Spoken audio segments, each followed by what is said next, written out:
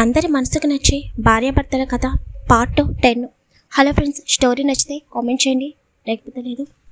భూమికి కార్తీక్ చెప్పిన మాటలు గుర్తుకు వస్తూ ఉంటాయి. అలాగే నుంచుని ఆలోచిస్తూ ఉంటుంది. తనకు ఒక పక్క దివ్య పరిస్థితి భయంగా అనిపిస్తుంటే మరో పక్క తన గురించి ఆకాష్ ఏమనుకుంటున్నాడో అని ఒక భయం. ఇవన్నీ అలా ఉండగా ఇప్పుడు కార్తీక్ తనని ఎయిర్పోర్ట్కి రమ్మని చెప్పడం, నెక్స్ట్ డే తనకి కార్తీక్కి పెళ్ళి అన్న మాట కూడా భూమి అస్సలు ఊహించుకోలేకపోతుంది. ఆ మాట కూడా తనకి వినడానికి కూడా తన మనసు ఒప్పుకోక భూమి ఒక రకమైన స్ట్రెస్లోకి వెళ్ళిపోతుంది. ఆకాష్ భూమి దగ్గరికి వెళ్ళి భూమి అని పిలవగానే భూమి మాత్రం ఈ ప్రపంచంతో సంబంధం లేకుండా అదే ఆలోచనతో ఉంటుంది. తనని అన్నీ ఒక్కసారిగా చుట్టిముట్టినట్టు అనిపిస్తుంటే దివ్య పరిస్థితి, రేపు కార్తీక్ని పెళ్లి చేసుకోకపోతే కార్తీక్ దివ్యని ఏం చేయడానికైనా వెనుకాడడు అన్న ఆలోచన భూమిని ఉక్కిరి బిక్కిరి చేస్తుంటే ఆ స్ట్రెస్లోనే భూమి అలాగే స్పృహ కోల్పోతుంది. అయితే భూమి కింద పడిపోకుండా ఆకాష్ వెంటనే భూమిని పట్టుకుని భూమి అని కంగారుగా పిలుస్తూ ఉంటాడు. వెంటనే భూమిని ఎత్తుకుని రూమ్లోకి తీసుకుని వెళ్ళి భూమి ఫేస్ పై వాటర్ చిలకరించినా కూడా భూమికి మెలకువ రాదు. ఇంకా ఆకాష్ డాక్టర్ని కన్సల్ట్ అవ్వడం వలన డాక్టర్ వచ్చి భూమిని చెక్ చేస్తాడు. హెవీ స్ట్రెస్ తీసుకోవడం వలన భూమికి మెలకువ అనేది రావడానికి టైం పడుతుందని చెప్పి డాక్టర్ వెళ్ళిపోతాడు. కానీ భూమిని అటువంటి పరిస్థితుల్లో చూసిన ఆకాష్కి మాత్రం కోపం అనేది తారస్థాయికి చేరుకుంటుంది. భూమిని ఇటువంటి పరిస్థితికి తీసుకొచ్చిన నిన్ను ఎట్టి పరిస్థితుల్లోనూ వదిలిపెట్టను కార్తీక్ అని ఆకాష్ చాలా కోపంగా అనుకుని తన మొబైల్ తీసుకుని ఎవరికో కాల్ చేసి కొంచెం సేపు మాట్లాడతాడు. తర్వాత భూమి దగ్గరికి వచ్చి భూమి పక్కనే కూర్చుని భూమి చేతిని పట్టుకుని, నువ్వు కార్చిన ప్రతి కన్నీటి బొట్టుకి తప్పకుండా ఫలితం ఉంటుంది భూమి. నువ్వు ఎవరి వలనైతే ఎంతలా బాధపడ్డావో వాడే వచ్చి నీ ఎదురుగా పశ్చాత్తాపడేటట్టుగా చేస్తాను అని ఆకాష్ భూమి చేతిలో తన చేతిని వేసి భూమి వైపు చూస్తూ ఉంటాడు. కార్తీక్ ఎయిర్పోర్ట్లో భూమి గురించి వెయిట్ చేస్తూ ఎంట్రన్స్ దగ్గరే ఉంటాడు. భూమి ఎప్పుడు వస్తుందా అని కార్తీక్ ఒక పక్క టైం చూసుకుంటూ మరో పక్క ఎంట్రన్స్ వైపు చూస్తూ ఉంటాడు. టైం గడుస్తున్నా కూడా భూమి రాకపోయేసరికి కార్తీక్ చాలా కోపంగా అనిపిస్తుంది. నన్ను చాలా తక్కువ అంచనా వేస్తున్నావు భూమి. రేపు మార్నింగ్ వరకు నేను ఇక్కడే ఉంటాను. రేపు మార్నింగ్ నువ్వు రాకపోతే నాలో ఉన్న రాక్షసుడు తప్పకుండా బయటకు వస్తాడు అని కార్తీక్ కోపంగా అనుకుంటూ ఉండగా ఇంతలో కార్తీక్కి ఫోన్ వస్తుంది. ఇంకా కార్తీక్ ఫోన్ వైపు అనుమానంగా చూస్తూ ఫోన్ అటెండ్ చేస్తాడు. వెంటనే కార్తీక్ స్పీడ్గా ఎయిర్పోర్ట్ లోపలికి వెళ్ళి అక్కడి నుండి ఢిల్లీ ఫ్లైట్ ఎక్కుతాడు. కార్తీక్ ఢిల్లీ వెళ్ళేసరికి ఎర్లీ మార్నింగ్ అవుతుంది. కార్తీక్ చాలా స్పీడ్గా ఒక ఫ్లాట్కి చేరుకుని డోర్ నాక్ చేయగానే ఒక అమ్మాయి వచ్చి డోర్ ఓపెన్ చేస్తుంది. కార్తీక్ ఇంకా స్పీడ్గా లోపలికి వెళ్ళగానే ఒక అమ్మాయి బెడ్పై పడుకుని ఉండడం చూసి ఆ అమ్మాయి దగ్గరికి పరుగున వెళ్ళి పల్లవి అని కంగారుగా పిలుస్తూ ఉంటాడు. కానీ ఆ అమ్మాయి నుండి ఎటువంటి రెస్పాన్స్ ఉండదు. కార్తీక్ తన పక్కనే ఉన్న ఆ అమ్మాయి వైపు చూస్తూ ఇప్పుడు ఓకేనా అని టెన్షన్గా అంటుంటే, పర్వాలేదన్నయ్య, డాక్టర్ వచ్చి చూసి వెళ్ళారు. ఎక్కువ స్ట్రెస్ తీసుకోవడం వలన స్పృహ కోల్పోయింది అని చెప్పారు అని అనగానే అసలు ఏం జరిగింది వర్ష? ఎందుకు పల్లవి సడన్గా స్పృహ కోల్పోయింది అని కార్తీక్ కంగారుగా అంటుంటే వర్ష మౌనంగా ఉంటుంది. వర్ష మౌనంగా ఉండేసరికి కార్తీక్ కోపంగా వర్ష వైపు చూస్తూ, నేను మాట్లాడుతుంది నీతోనే. నువ్వు ఇలా సైలెంట్గా ఉంటే నా చెల్లెలకి ఏం జరిగిందో నాకు ఎలా తెలుస్తుంది అని కార్తీక్ చాలా కోపంగా అంటుంటే ఇంతలో పల్లవికి మెలకువ వస్తుంది. పల్లవి నెమ్మదిగా కళ్ళు తెరిచి తన ఎదురుగా ఉన్న కార్తీక్ని చూసి అన్నయ్య అని వెంటనే లేచి కార్తీక్ని హక్ చేసుకుని గట్టిగా ఏడుస్తుంటే కార్తీక్కి మాత్రం చాలా టెన్షన్గా అనిపిస్తుంది. పల్లవి కార్తీక్ సొంత చెల్లెలు. తను ఢిల్లీలోనే తన ఫ్రెండ్తో కలిసి జాబ్ చేస్తుంది. పల్లవి అలా ఏడుస్తుంటే కార్తీక్ మాత్రం చాలా టెన్షన్గా అనిపిస్తుంది. పల్లవి, ఏం జరిగిందిరా? ఎందుకు నువ్వు ఇంతలా ఏడుస్తున్నావు? ఎందుకు అంత స్ట్రెస్ తీసుకున్నావు అని కార్తీక్ పల్లవిని దూరం జరిపి అడగగానే పల్లవి ఏమీ మాట్లాడకుండా మౌనంగా ఉంటుంది. పల్లవి ప్లీజ్, ఇప్పటికే నేను చాలా సహనంగా ఉన్నాను. నాకు కోపం తెప్పించకుండా అసలు ఏం జరిగిందో చెప్పు అని అంటుంటే పల్లవి తన కన్నీళ్ళని తుడుచుకుంటూ నేను మోసపోయానన్నయ్య అని అనగానే కార్తీక్ వాట్ అని గట్టిగా అరుస్తాడు. పల్లవి చిన్నగా ఏడుస్తూ, అవునన్నయ్య, నేను మోసపోయాను. నాకు బ్రతికే అర్హత లేదు అని ఏడుస్తూ మాట్లాడుతుంటే, పల్లవి ప్లీజ్, నువ్వు ఇలా ఏడుస్తుంటే ఈ అన్నయ్య అస్సలు తట్టుకోలేడు. ఏం జరిగిందో చెప్పరా అని కార్తీక్ పల్లవి కన్నీళ్ళని తుడుస్తూ అంటుంటే, నీకు అశోక్ తెలుసు కదా, నా బెస్ట్ ఫ్రెండ్ అని అనగానే అవును అని అంటాడు కార్తీక్ అనుమానంగా. తనని నేను ప్రేమిస్తున్నానన్నయ్య. తనంటే నాకు చాలా ఇష్టం.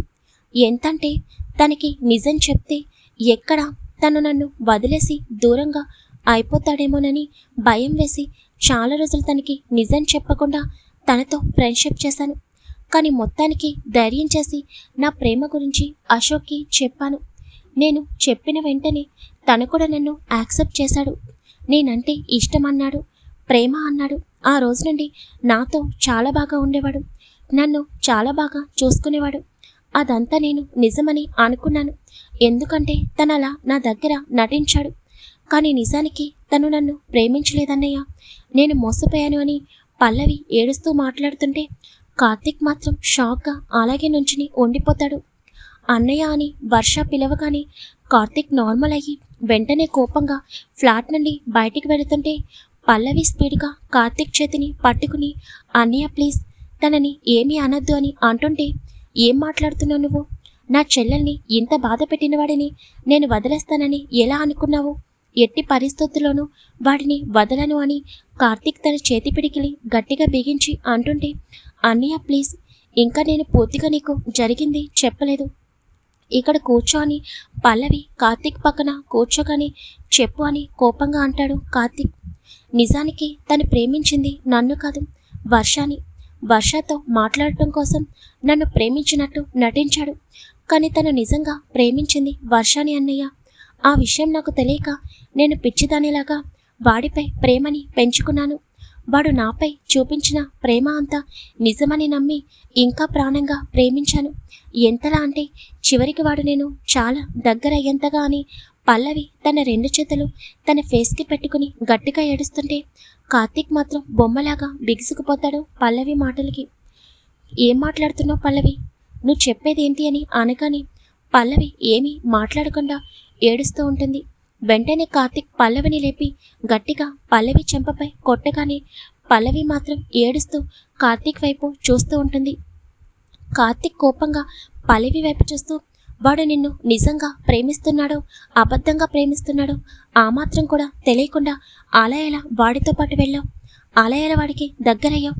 వాడు వేరే అమ్మాయిని ప్రేమించడం కోసం నిన్ను అడ్డు పెట్టుకుంటున్నాడని నీకు ఒక్కసారి కూడా అనిపించలేదా అని కార్తీక్ కోపంగా అంటుంటే, ఎలా అనిపిస్తుందన్నయ్య? వాడు నాపై చూపించిన ప్రేమంతా నిజమని అనుకున్నాను. కానీ వాడు నన్ను కాకుండా నా పక్కనున్న వర్షని చూస్తున్నాడని నేను ఒక్కసారి కూడా కనిపెట్టలేకపోయాను. నేననే కాదు, ఏ అమ్మాయి కూడా తన ప్రాణంగా ప్రేమించినవాడు వేరే అమ్మాయిని చూస్తాడని ఎలా అనుకుంటుంది? అలాగే నేను మోసపోయాను అని పల్లవి ఏడుస్తూ అంటుంటే, అసలు ఏం మాట్లాడుతున్నావు? నీకు కొంచెమైనా అర్థమవుతుందా? వాడు నీపై నిజమైన ప్రేమని చూపించినప్పుడు వాడు చూపించేది నిజమైన ప్రేమ అని ఎలా అనుకున్నావు అని అంటూ కార్తీక్ మాట అక్కడితో ఆగిపోతుంది.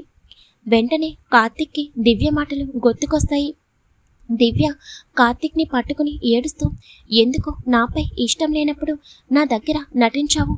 ఎందుకు నాపై లేని ప్రేమని చూపించి నాలో ఆశల్ని రేపి నాతో ఇలా బిహేవ్ చేసి చివరికి నేను కాకుండా వేరొక అమ్మాయిని ప్రేమించానని చెప్పి నన్ను పిచ్చిదాన్ని చేశావు అని దివ్య ఏడుస్తూ మాట్లాడిన మాటలు కార్తీక్కి గుర్తుకు రాగానే కార్తీక్ ఒక్కసారిగా చైర్లో కూర్చునిపోతాడు. కార్తీక్ మాత్రం దివ్య మాటలు పదే పదే తన చెవిలో రీసౌండ్గా వినిపిస్తుంటే, తను దివ్యతో భూమిని ప్రేమించే ప్రాసెస్లో తను దివ్యతో ఎలా ప్రవర్తించాడో, లేని ప్రేమను దివ్యపై ఎలా చూపించాడో, దివ్య నమ్మడానికి తను ఎంతలా దివ్యపై కేరింగ్ చూపించేవాడో ప్రతిదీ కార్తీక్కి గుర్తుకొస్తుంటే కార్తీక్ వెంటనే తన తలని పట్టుకుని గట్టిగా కళ్ళు మూసుకుంటాడు. తన కళ్ళల్లో దివ్య ఏడుస్తున్న రూపం, తనని ఎందుకు మోసం చేశావు అని అడుగుతున్న మాటలు అన్నీ తన మనసుకి సూదుల్లాగా గుచ్చుకుంటున్నట్టు అనిపిస్తుంటే, తను దివ్య విషయంలో ఎంత పెద్ద మిస్టేక్ చేశాడో తనకి అర్థమవుతుంటే, తన చెల్లెలు పడుతున్న నరకం తను కళ్ళారా చూస్తుంటే ఆ టైంలో దివ్య ఎంత నరకం అనుభవించిందో కార్తీక్కి అర్థమవుతుంటే, ఆ క్షణం తను భూమి కోసం ఇంకొక అమ్మాయి జీవితంతో ఏ విధంగా ఆడుకున్నాడో ప్రతిదీ తెలుస్తుంటే కార్తిక్ అలాగే మౌనంగా ఉండిపోతాడు. పల్లవి చిన్నగా ఏడుస్తూ అన్నయ్య అని పిలవగానే కార్తిక్ చిన్నగా పల్లవి వైపు చూస్తాడు. అన్నయ్య తను వర్షని ప్రేమిస్తున్నాడు, కానీ వర్ష వేరొక వ్యక్తిని ప్రేమిస్తుందన్నయ్య. ఎంతలా అంటే వర్షకి వేరే వాళ్ళంటే ప్రాణం. కానీ ఇప్పుడు తను నన్ను బ్లాక్మెయిల్ చేస్తున్నాడు. నేను వాడి ఫ్లాట్కి వెళ్ళినప్పుడు వాడు ప్రతిదీ సీసీ కెమెరా ఫుటేజ్లో రికార్డ్ చేశాడన్నయ్య. ఇప్పుడు అది అడ్డు పెట్టుకుని వర్షాని తనతో పెళ్లి కొప్పించమని ఓ పక్కన నన్ను, తనని పెళ్లి చేసుకోకపోతే వర్ష పేరెంట్స్ని చంపేస్తానని మరొక పక్క వర్షని బ్లాక్మెయిల్ చేస్తున్నాడు. నాకు ఏం చేయాలో అర్థం కావడం లేదు. ఒక వ్యక్తిని ప్రాణంగా ప్రేమించి నా సర్వస్వాన్ని తనకి ఇచ్చిన తర్వాత తను వేరొక వ్యక్తిని ప్రేమిస్తున్నాడని తెలియగానే నేను ఏం చేయాలి? ఇంకా బ్రతికే ఉండాలా అని పల్లవి ఏడుస్తూ అంటుంటే పల్లవి అని భయంగా అంటాడు కార్తిక్. నేననే కాదన్నయ్య, ఏ అమ్మాయి అయినా కూడా తను ఒక వ్యక్తిని ప్రాణంగా ప్రేమిస్తే ఆ వ్యక్తిని నమ్మి ఒకవేళ ఆ వ్యక్తి తనతో కొంచెం సన్నిహితంగా ఉన్నా కూడా ఆ టైంలో అతనికి నో అని చెప్పలేక ఏమీ మాట్లాడకుండా మౌనంగా ఉంటుంది. కానీ కొంతమంది ఆ మౌనాన్ని ఆసరాగా తీసుకుని తర్వాత వాళ్ళని బ్లాక్మెయిల్ చేస్తూ ఉంటారు. కానీ ఆ అమ్మాయి అనుభవిస్తున్న నరకం వాళ్ళకి ఏం తెలుసు అన్నయ్య? ఒక అమ్మాయి తను ప్రేమించినవాడు తనని మోసం చేస్తే జీవితంలో భరించలేదు, చివరికి ప్రాణాలు తీసుకోవడానికి కూడా వెనుకాడదని పల్లవి అనగానే కార్తిక్కి మాత్రం ఆ క్షణం భూమి కన్నా దివ్యని ఎక్కువ గుర్తుకొస్తుంది. తను చేసిన పొరపాటు వల్ల దివ్య ఏమన్నా చేసుకుంటే తనను తాను జీవితంలో క్షమించుకోలేడు అని తన మనసుకి అనిపిస్తుంటే ఐఎమ్ సారీ దివ్య అని కార్తిక్ మనసులోని చాలా బాధగా అనుకుంటాడు. ఒక పక్క తన కళ్ళెదురుగా తన చెల్లెలు కూడా దివ్యలాగే బాధపడుతుంది అని తెలియగానే కార్తిక్ తను చేసిన తప్పేంటో అర్థమవుతుంది. తన భూమిని బ్లాక్మెయిల్ చేసినందుకు భూమి ఎంతలా బాధపడిందో, ఎంత నరకం అనుభవించిందో, మరోపక్క దివ్యతో ప్రేమ నాటకమాడి తన మనసులో ఇంకా ఆశలు రేపినందుకు ఒక్కసారిగా తనకి భూమి ఇష్టమని చెప్పినప్పుడు, భూమి కోసమే తనతో ప్రేమ నాటకం ఆడానని చెప్పినప్పుడు దివ్య పడిన నరకం అన్నీ కార్తిక్ మనసుని అల్లకల్లోలం చేస్తూ ఉంటే కార్తిక్కి ఆ క్షణం ఏం చేయాలో అర్థం కాదు. కొన్ని క్షణాలు కార్తిక్ అలాగే కళ్ళు మూసుకుని ఉండిపోతాడు. తర్వాత కళ్ళు తెరిచి పల్లవి వైపు చూస్తూ నేను ఒకసారి వాడితో మాట్లాడాలి పల్లవి.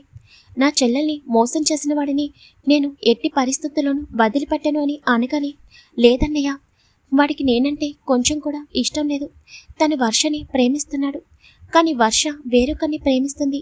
ఏం చేయాలి అన్నయ్య అని పల్లవి అనగానే వాడు ఎవరిని ప్రేమించినా కూడా వాడు నిన్ను మాత్రమే పెళ్లి చేసుకోవాలి పల్లవి. ఎందుకంటే వాడు వర్షని ప్రేమించినా నిన్ను ప్రేమిస్తున్నట్టు నాటకమాడి నీ మనసులో లేని ఆశల్ని ఇంకా రేపాడు. నీతో సన్నిహితంగా ఉంటూ వాడు చివరికి నీకు చాలా దగ్గరయ్యాడు. ఇప్పుడు వాడు వేరొక అమ్మాయిని పెళ్లి చేసుకుంటానంటే నువ్వెలా ఊరుకుంటావు? ఎట్టి పరిస్థితుల్లోనూ ఊరుకోవడానికి వీల్లేదు. ఈ అన్నయ్య ఉండగా నీకు ఎట్టి పరిస్థితుల్లోనూ అన్యాయం జరగదు అని కార్తిక్ కోపంగా అంటుంటే వెంటనే పల్లవి లేచి నుంచుని గట్టిగా క్లాప్స్ కొడుతుంటే కార్తిక్ అనుమానంగా పల్లవి వైపు చూస్తాడు.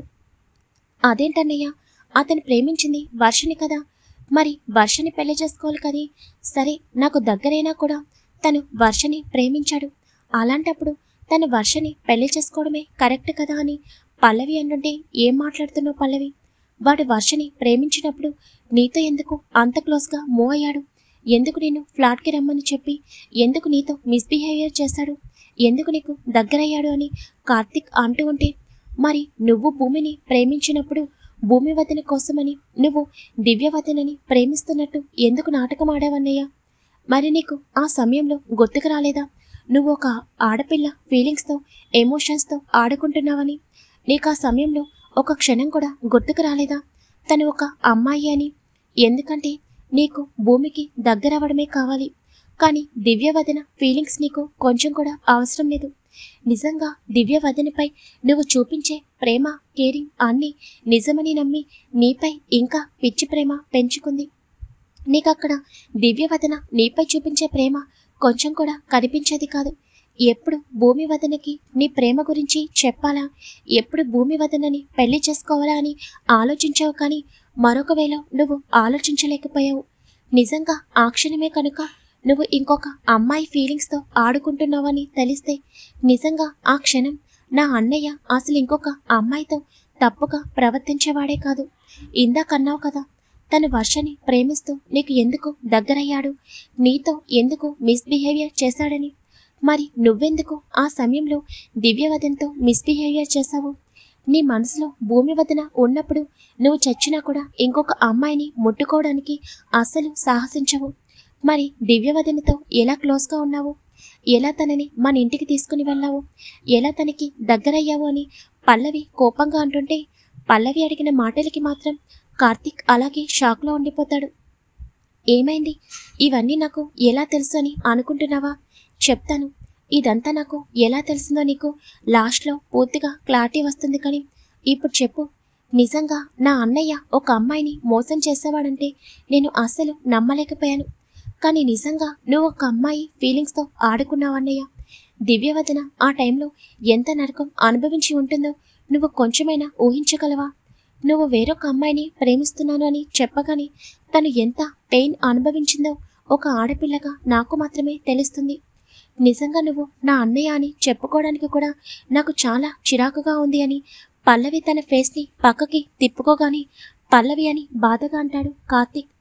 ఏమైందన్నయ్య? నేను ఒకరి చేతిలో మోసపోయాను అని చెప్పగానే వాడు నన్ను మోసం చేసి వేరొక అమ్మాయిని నన్ను ప్రేమిస్తున్నట్లు నటించాడు అని చెప్పగానే నీకు అంత కోపం వచ్చింది.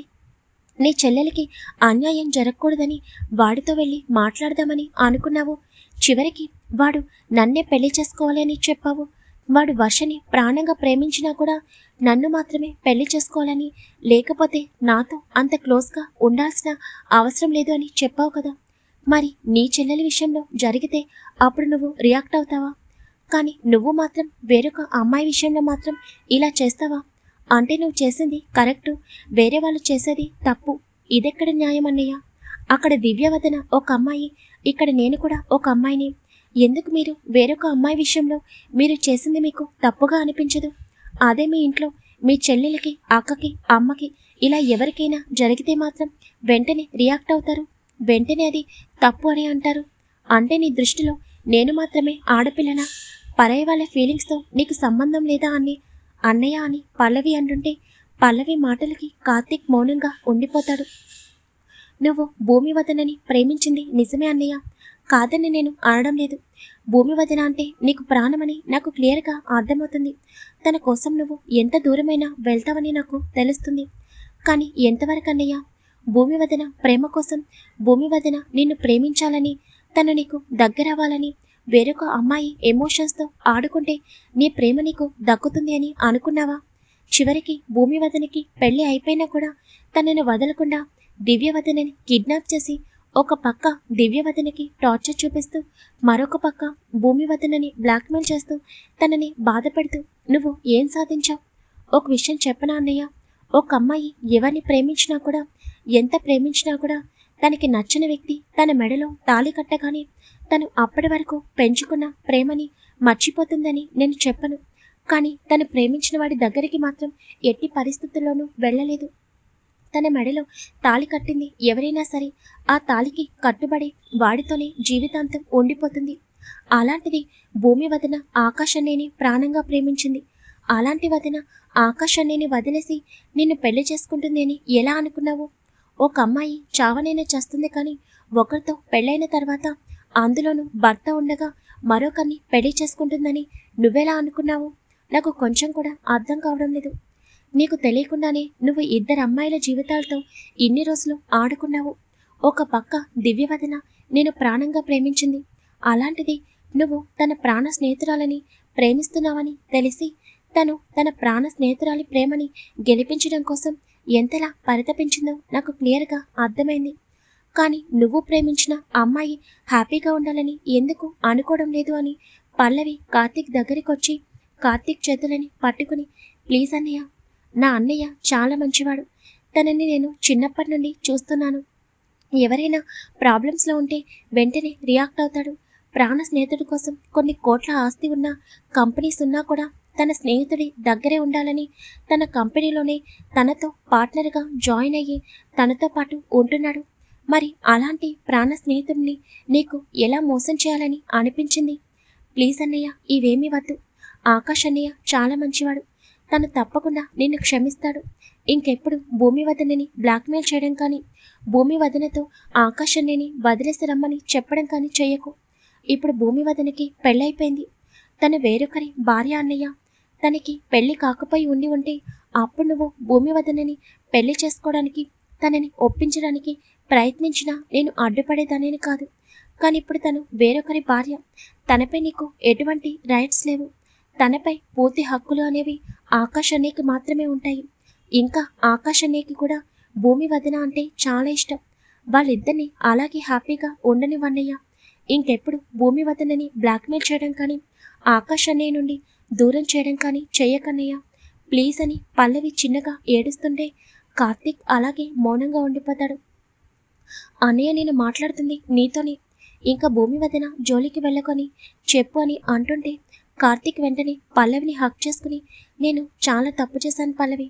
భూమిని ఎలాగైనా దక్కించుకోవాలని చూశాను, కానీ ప్రాణ స్నేహితుడిని మోసం చేస్తున్నానని ఆ టైంలో కొంచెం కూడా ఆలోచించలేకపోయాను.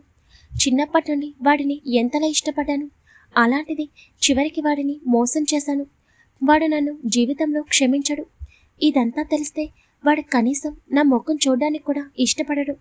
పెళ్ళైన తర్వాత కూడా తన భార్యతో నేను తప్పుగా ప్రవర్తించాను అని, తనని బాధ పెట్టానని తెలిస్తే ఆకాష్ జీవితంలో ఒక్కసారి కూడా నా ఫేస్ చూడడానికి కూడా ఇష్టపడడు. ఇంకా భూమి, తను చాలా అమాయకురాలు. నేను ఏం చెప్పినా కూడా ఒక క్షణం కూడా నా మాటకి ఏ రోజు కూడా అడ్డు చెప్పలేకపోయింది. తను ఆకాష్ని ప్రేమించినా కూడా తన స్నేహితురాలి కోసం నన్ను పెళ్లి చేసుకోవడానికి ఒప్పుకుంది. అలాంటి అమ్మాయిని కూడా నేను చాలా బాధ పెట్టానురా. ఇంకా దివ్య, నేను ప్రపంచంలో ఎవరికైనా మనస్ఫూర్తిగా క్షమాపణ చెప్పాలి అంటే అది దివ్యకి మాత్రమే. ఎందుకంటే భూమి కంటే ఇంకా ఎక్కువగా బాధ పెట్టింది దివ్యని మాత్రమే. నేను భూమిని ప్రేమిస్తున్నానని చెప్పినప్పుడు దివ్య ఎంత నరకం అనుభవించి ఉంటుందో ఇందాక నువ్వు బాధపడుతున్నప్పుడే నాకు అర్థమైంది. ఆ టైంలో ఒక అమ్మాయి ఫీలింగ్స్ ఎలా ఉంటాయో, ఆ టైంలో ఆ అమ్మాయి చివరికి సూసైడ్ చేసుకోవడానికి కూడా వెనుకాడదని నువ్వు చెప్పినప్పుడు నాకు దివ్య గురించి చాలా భయం వేస్తుంది. అలాంటి అమ్మాయిని కూడా నేను మోసం చేశాను. నన్ను నేను జీవితంలో క్షమించుకోలేని పల్లవి. ఒక పక్క ప్రాణ స్నేహితుడిని మోసం చేశాను, మరొక పక్క ప్రాణంగా ప్రేమించిన అమ్మాయిని బాధ పెడుతూ, మరో పక్క నన్ను ప్రాణంగా ప్రేమించిన అమ్మాయిని టార్చర్ చేస్తూ నేనొక మూర్ఖుడిలాగా అయిపోయానన్న విషయాన్ని కూడా మర్చిపోయాను. నేను చేసిన తప్పుల్ని నేనే యాక్సెప్ట్ చేయలేకపోతున్నాను. ఇంకా ఆకాష్, భూమి, దివ్య యాక్సెప్ట్ చేస్తారన్న నమ్మకం నాకు లేదు పల్లవి అని కార్తీక్ చిన్నగా ఏడుస్తూ మాట్లాడుతుంటాడు. నిజమే కదా, ఒక అబ్బాయి బయట అమ్మాయిని ఈజీగా కామెంట్ చేసేస్తాడు, కానీ అదే తన సిస్టర్ని, మదర్ని ఎవరైనా ఆ విధంగా కామెంట్ చేస్తే అసలు యాక్సెప్ట్ చేయడు. కార్తీక్ విషయంలో కూడా అదే జరిగింది. తన చెల్లెలకి అటువంటి పరిస్థితి వచ్చిందని తెలియగానే కార్తీక్ తన లైఫ్లో ఏం తప్పు చేశాడో తెలుసుకున్నాడు. మరి ఇప్పుడు కార్తీక్ని ఆకాష్, భూమి క్షమిస్తారా? ముఖ్యంగా దివ్య కార్తీక్ని యాక్సెప్ట్ చేస్తుందా? ఇంకా స్టోరీ ఎండింగ్కి వచ్చేసింది. అయితే నెక్స్ట్ ఎపిసోడ్లో కంప్లీట్ అయిపోతుంది, లేకపోతే ఇంకొక ఎపిసోడ్ ఉంటుంది అంతే. స్టోరీ ఎలా ఉందో తప్పకుండా ప్రతి ఒక్కరు కామెంట్ చేయండి. వీడియో లైక్ చేయడం మాత్రం మర్చిపోకండి. రేపు ఎల్లుండా చాలా బిజీగా ఉంటాను, స్టోరీ అయితే రాదు.